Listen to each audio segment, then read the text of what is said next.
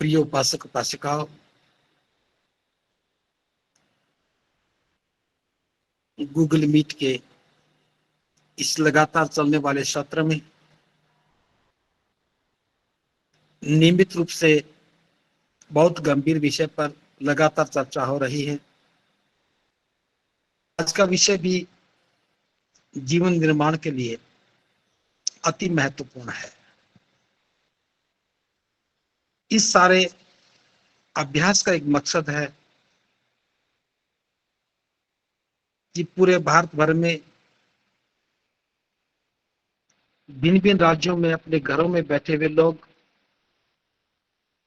नियमित रूप से धर्म के बारे में जान सकें और अपना जीवन श्रेष्ठ बना सकें। हमारा प्रयास रहता है कि हम जो भी धर्म के सूत्र हैं, तथागत की देशनाएं हैं, जिनसे हमारा जीवन श्रेष्ठ बन सकता है, हम अपने जीवन को और अधिक महत्वपूर्ण बना सकते हैं।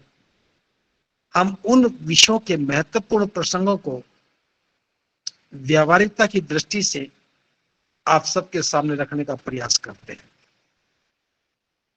आज का विषय है व्यक्ति की पहचान उसके जन्म से नहीं बल्कि उसके गुणों से की जानी चाहिए। आपको बता दूं, आज का जो विषय है ये बहुत महत्वपूर्ण है और परोक्ष शब्दों में मैं कहूं, ये सीधे रूप में आपके जीवन से जुड़ा है। इसमें बहुत सारी ऐसी बातें होंगी जो आपको लगेगा कि ये तो आपके जीवन में भी है, आपके जीवन में है, वो आपके समझने के लिए है।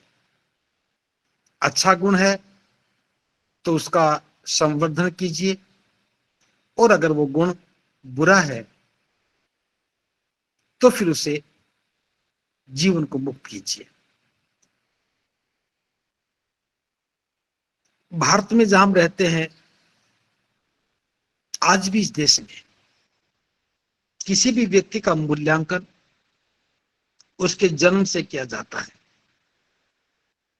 कौन व्यक्ति श्रेष्ठ होगा, कौन व्यक्ति अश्रेष्ठ होगा, ये सब बातें हम उसके जन्म से ही पहचानते हैं।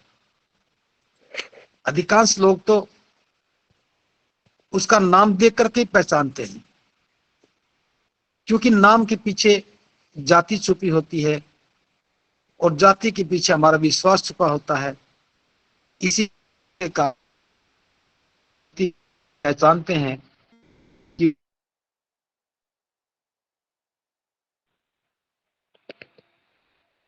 बुद्ध के समय में भी ऐसा ही था। उस समय भी व्यक्ति की पहचान उसकी जाति से होती थी। तो महाकारुणिक बुद्ध ने जो हमें सूत्र दिया कि व्यक्ति की पहचान जाति से होनी चाहिए या गुणों से होनी चाहिए।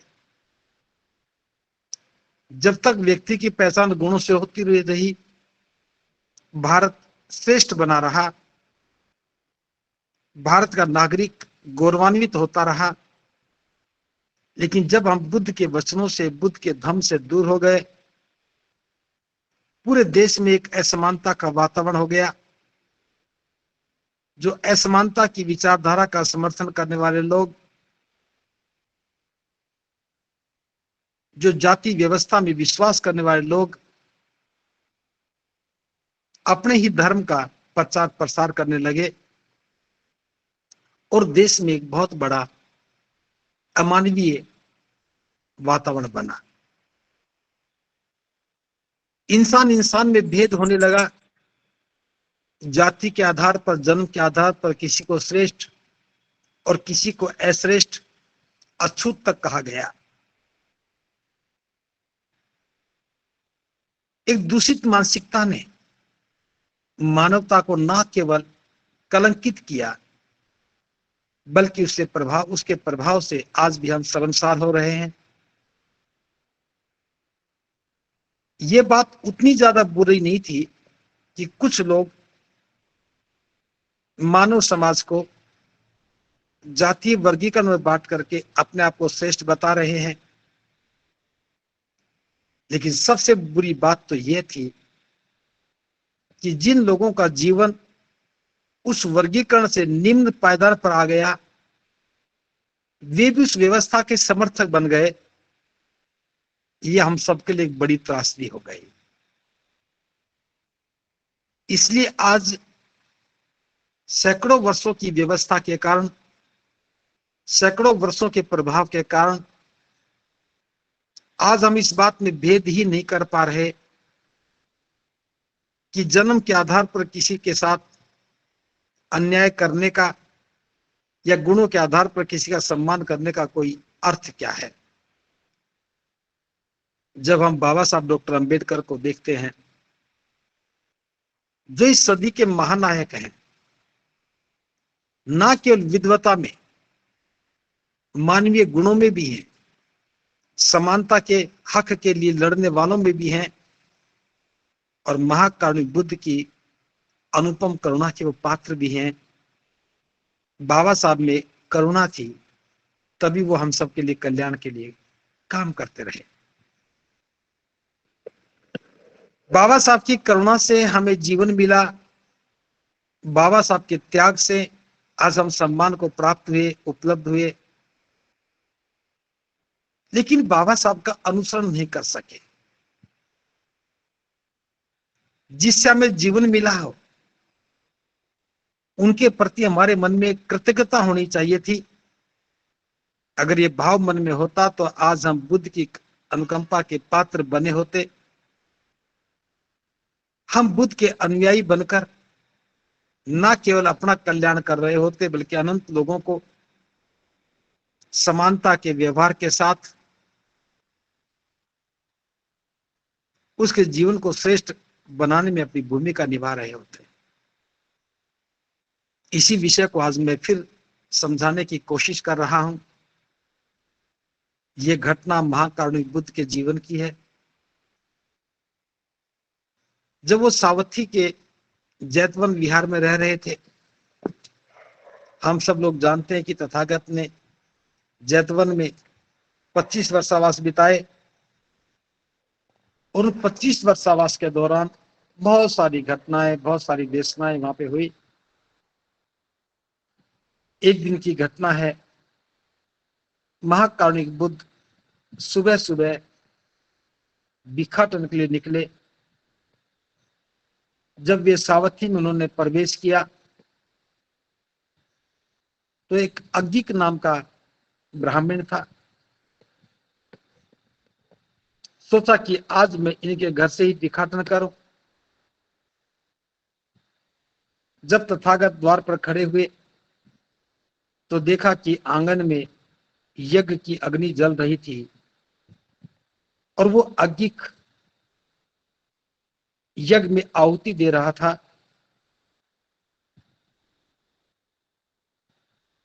जब उसने तथागत को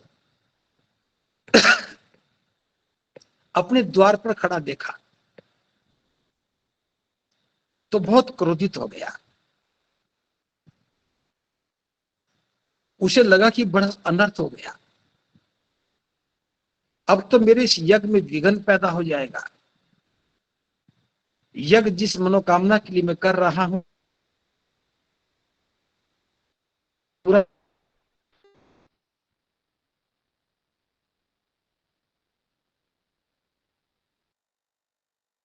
आया और दूर से ही कहने लगा, हे मुंडक, हे तुच्छ समर, आगे मत बढ़। हे वृषल, तू वहीं रह, मेरे घर में यज्ञ हो रहा है। अब तुम्हारे कारण मेरा यज्ञ अपवित्र हो जाएगा। जब बुद्ध ने देखा कि अज्ञिक बहुत क्रोध में है, वह यज्ञ कर रहा है, मिथ्या दृष्टि में है, मुझे इसका कल्याण करना ही चाहिए, तो तथागत ने कहा, हे अज्ञिक, क्या तू जानता कि वृषल कौन होता है? उसने कहा कि मुझे नहीं मालूम वृषल कौन होता है। उसने कहा कि वृषल अछूत होता है, वृषल का दर्शन ही बुरा रहता है, और विशेष तौर से धार्मिक कर्मकांडों में तो उसे नजदीक आना ही नहीं चाहिए।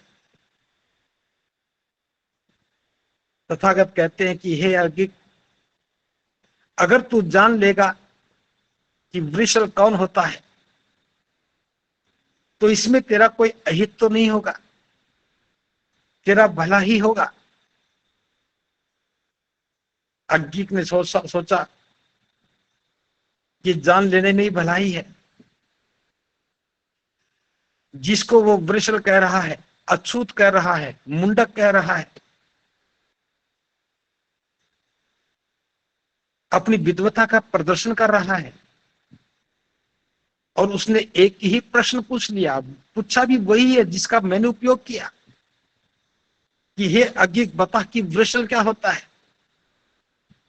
अज्ञिक को लगा कि इससे तो मेरा ज्यादा अपमान हो जाएगा, अच्छा होगा कि मैं तथागत से सुन ही लूं क्या होता है। जब तथागत ने कहा कि हे अज्ञिक, अगर तू जान लेगा कि वृषल कौन होता है, तो इसमें तेरा कोई अहित तो नहीं होगा। तो वृषल दरवाजे पर खड़ा हो गया, तथागत भी दरवाजे के बाहर खड़े थे। तथागत ने कहा,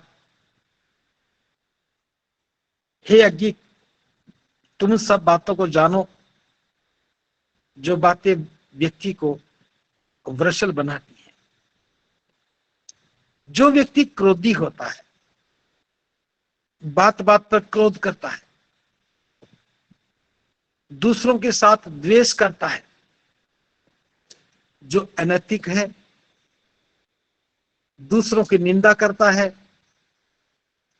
मिथ्या दृष्टि वाला है, और जो वंचक है, मैं फिर दोहरा रहा हूं, जो क्रोध करता है, दूसरों के साथ द्वेष रखता है, पर निंदा करता है, पर निंदा मतलब दूसरों की बुराई करता है,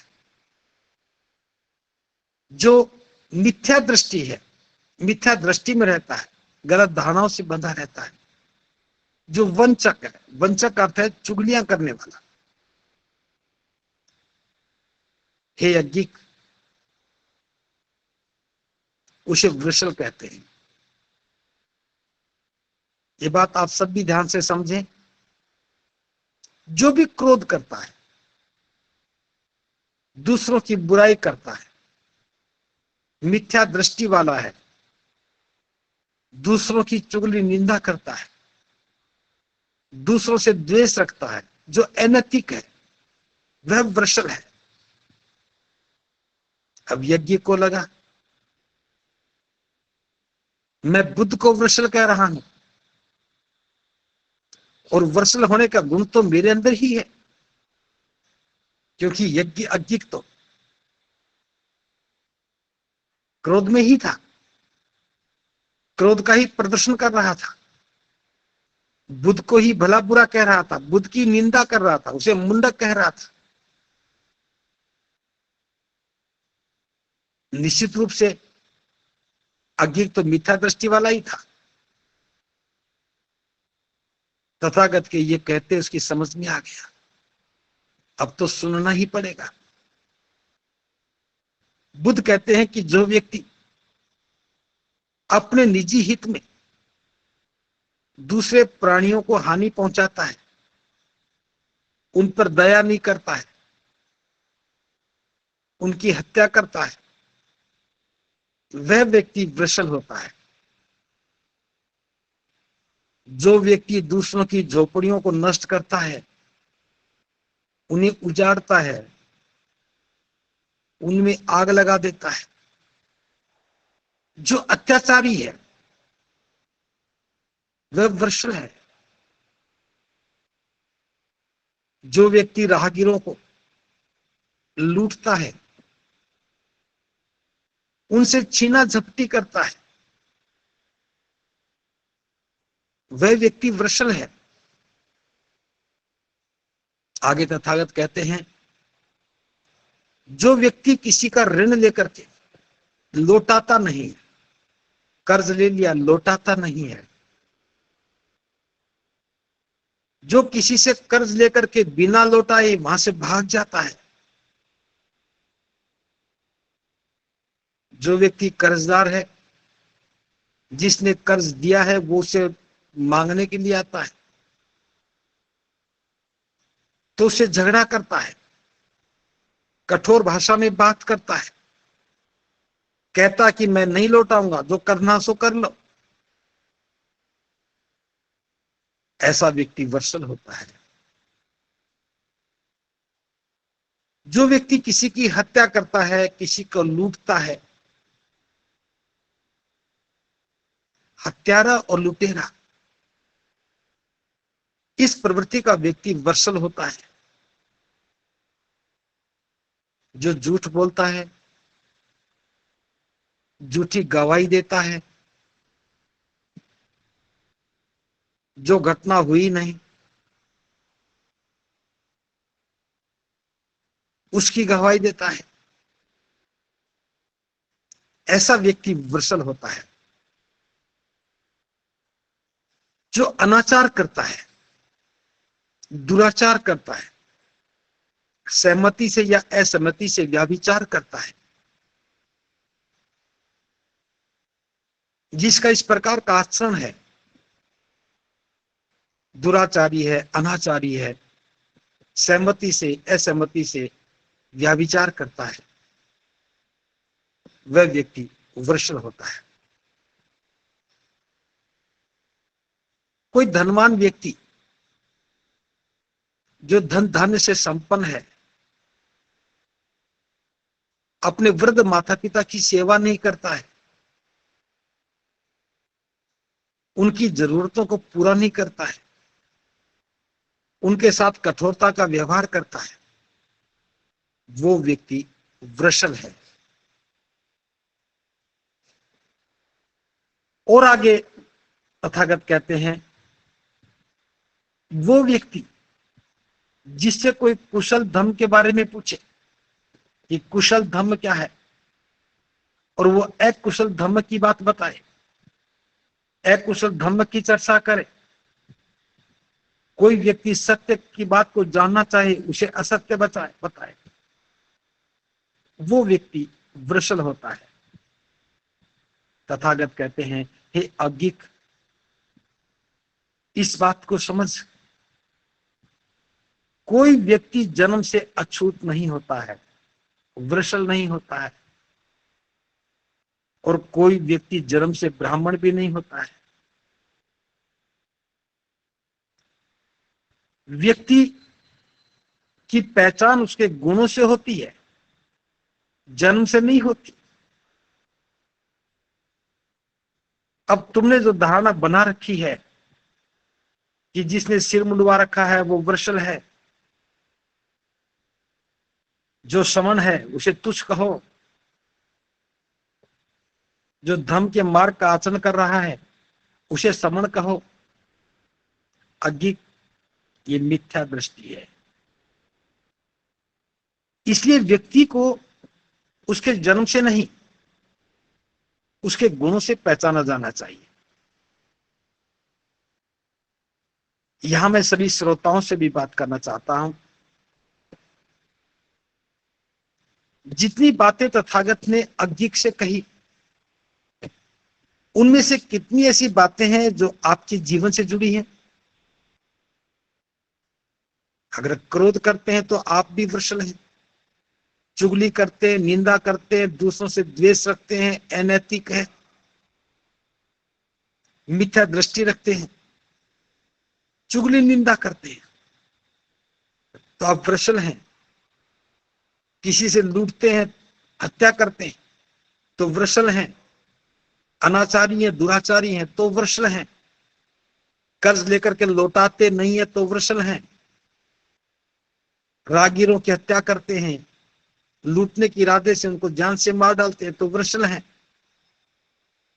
अपने माता पिता की सेवा नहीं करते हैं तो आप वृषल हैं, झूठी गवाही देते हैं तो आप वृषल हैं, कोई सत्य का मार्ग, कुशल धम का मार्ग पूछे तो आप अधम का मार्ग बताते हो तो आप वृषल हैं। ये सब बातें, इनमें से कुछ ना कुछ बातें हमारे जीवन में भी होंगी। अगर धर्म समझ में आ रहा है तो वृषल कौन होता है ये समझ में आना चाहिए। और आज से ही जो बातें मैंने बताई हैं, जो तथागत ने अज्ञ ब्राह्मण को बताई, उनको हमें समझना चाहिए। और यदि कोई गुण हमारे अंदर है तो हमें भी समझना चाहिए कि हम भी वृषल हैं। तो जीवन को श्रेष्ठ बनाने के लिए करना क्या होगा? पहली बात तो ये कि हमें इस विचार को समझना होगा कि किसी व्यक्ति का मूल्यांकन जन्म से नहीं,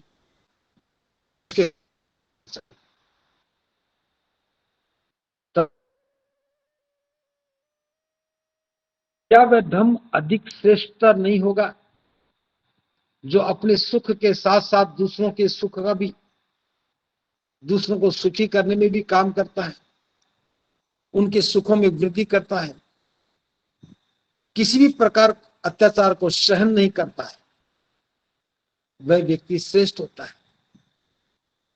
तो हमें अपने जीवन को सुखी बनाने के साथ साथ दूसरों के जीवन को भी सुखी बनाना है और अत्याचार को नहीं सहन करना है। बुद्ध का धर्म न्याय संगत है और ये प्रत्येक व्यक्ति में एक श्रेष्ठ मनोवृत्ति का भाव पैदा करता है। तो अब हमें व्यक्ति की पहचान कैसे करनी है? जन्म से नहीं करेंगे तो कौन से गुणों से करेंगे? या इस बात को और थोड़ा मैं स्पष्ट कर दूं, हम व्यक्ति के गुण और योग्यता में एक अंतर नहीं समझ पा रहे हैं। हम जब भी व्यक्ति के गुणों की बात करते हैं तो अधिकांश लोग व्यक्ति की योग्यता को ही देखने लग जाते हैं। जैसे कोई व्यक्ति मजदूरी करता है, रिक्शा चलाता है, और कोई व्यक्ति अध्यापक है, कोई व्यक्ति डॉक्टर है, कोई व्यक्ति इंजीनियर है, तो कौन श्रेष्ठ होगा? स्वाभाविक रूप से आपका विचार डॉक्टर की ओर जाएगा, इंजीनियर की ओर जाएगा, अध्यापक की ओर जाएगा, लेकिन रिक्शा चलाने वाले मजदूर की तरफ कभी भी नहीं जाएगा,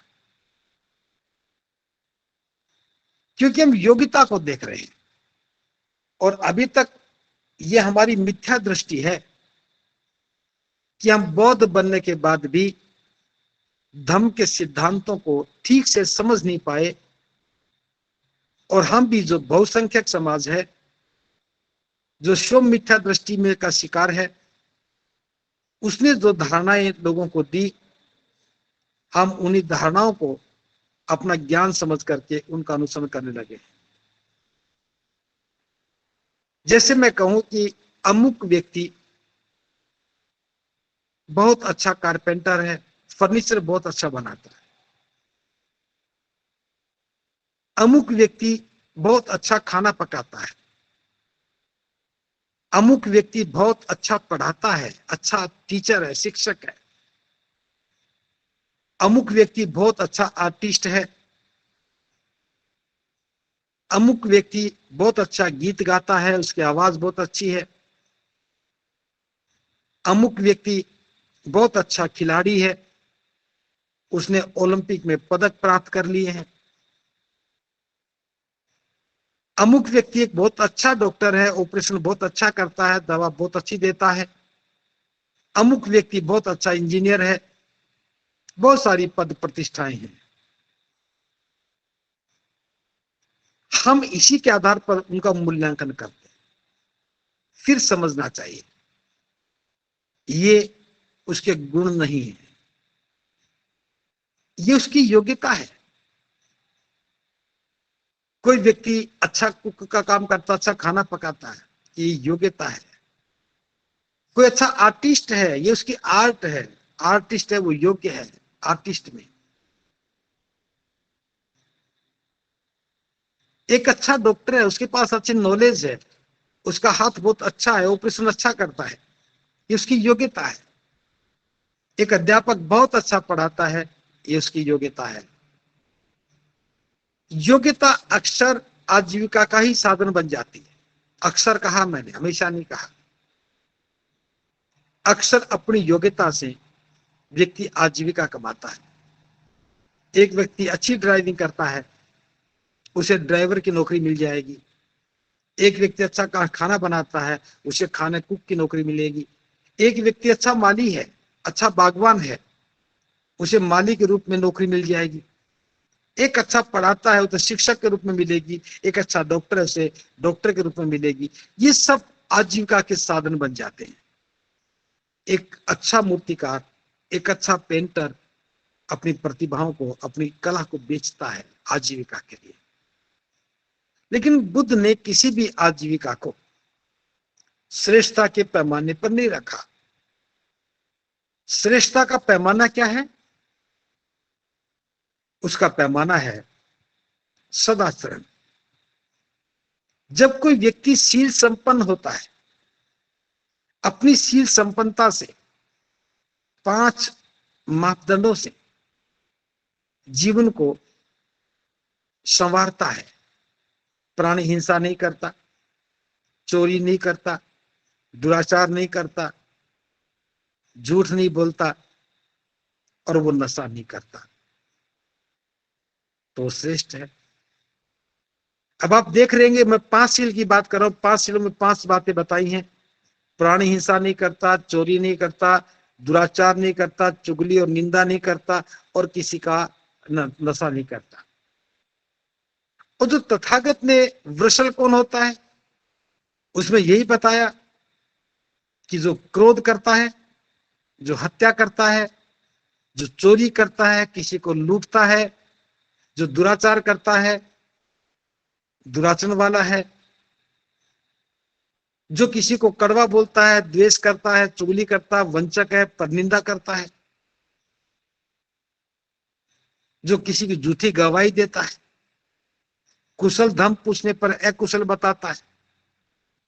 5 शीलों से जो शीलहीन व्यक्ति है वो वृषल है। अब शीलहीनता ही वृषल है। अज्ञ को समझ में आ गया कि वो क्रोध कर रहा है। बाकी सब गुणों की बात मैं नहीं कर रहा हूं, क्रोध तो किया है उसने, किसी को बुरा कहा है, किसी को जन्म के आधार पर ही बुरा बता रहा है, वो वृषल है। तो कौन व्यक्ति श्रेष्ठ है? तो जो शील संपन्न है। जो शील संपन्न होगा वो सब इन चीजों से बच जाएगा। दूसरा, जो दान देता है, दूसरों के कल्याण के लिए दान देता है, अपनी सम्यक आजीविका में से थोड़ा सा हिस्सा निकाल करके दूसरों के कल्याण में लगाता है, उसकी जो कल्याण की भावना है, ये उसकी श्रेष्ठता की भावना है। जो शांत चित्त रहता है, किसी को कष्ट नहीं देता है, जो संयम से रहता है, जो किसी भी प्रकार के दुराचरण में भागीदार नहीं बनता है, जो संकल्पवान है, जो वीर्यवान है, जो उपेक्षावान है, वो श्रेष्ठ है। तो श्रेष्ठता के गुण क्या हैं? जिसमें करुणा और मैत्री है, जिसमें दया की भावना है, जो दूसरों के कल्याण के लिए काम करता है, वह व्यक्ति श्रेष्ठ है।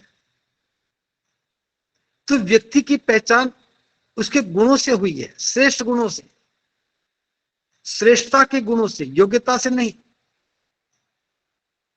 अभी भी हम लोग समाज में योग्यता से व्यक्तियों को पहचान रहे हैं। वो बहुत बड़ा आदमी है, डॉक्टर है, वो बहुत बड़ा आदमी है, आईएएस ऑफिसर है, वो बहुत बड़ा आदमी है, वो मंत्री है, एमएलए है, एमपी है। ये उसकी योग्यताएं हैं, श्रेष्ठता के गुण नहीं है। एक व्यक्ति जो उपरोक्त बातें मैंने बताई, उनमें कोई भी काम करता है, दुराचार करता है, निंदा करता है, वंचक है, चोरी करता है, हत्या करता है, जुआ खेलता, कर्ज लेकर लौटाता नहीं है, माता पिता की सेवा नहीं करता है, सेवा भाव नहीं है, करुणा मैत्री नहीं है, वो क्या है? वो वृषभ है। तो हमें इस अध्याय से सीखना होगा कि हम अपने जीवन को श्रेष्ठ बनाने के लिए कर लगे। आजीविका का साधन आपके पास होगा, कोई न कोई साधन तो होता है, लेकिन उस साधन के अलावा जीवन निर्माण में शील, संपन्नता, श्रेष्ठ आचरण और पारमिताएं, 10 पारमिताएं, दान की पारमिता, करुणा की पारमिता, शांति की पारमिता, धैर्य, उपेक्षा की पारमिता, सत्य की पारमिता, वीर्य पारमिता। तो ये पारमिताओं का अभ्यास ही श्रेष्ठता का अभ्यास है। तो हमें शील संपन्नता के साथ धर्म का आचरण करते हुए पारमिताओं का अभ्यास करना चाहिए। इससे न केवल हमारे लिए निब्बान का द्वार खुलता है, बल्कि हम अपने लिए कल्याण का मार्ग खोलते हैं, उसी मनोभाव के साथ दूसरों का कल्याण करते हैं, अनंत लोगों के लिए कल्याण करते हैं। ये धम्म का सही स्वरूप है। इसलिए आज के विषय को ध्यान में रखते हुए मैं इस निष्कर्ष पर बात कर रहा हूं कि हमें वृषल तो कदापि भी नहीं होना चाहिए। श्रेष्ठ गुणों को अंगीकार करके शील संपन्नता के साथ पारमिताओं का अभ्यास करेंगे तो हम निश्चित रूप से श्रेष्ठ जीवन जी पाएंगे। आपने मेरी बात को बड़े ध्यान से सुना। इसी मनोभाव से आप सबका कल्याण हो। भवतु सम्मन, भवतु सम्मन, भवतु सम्मन।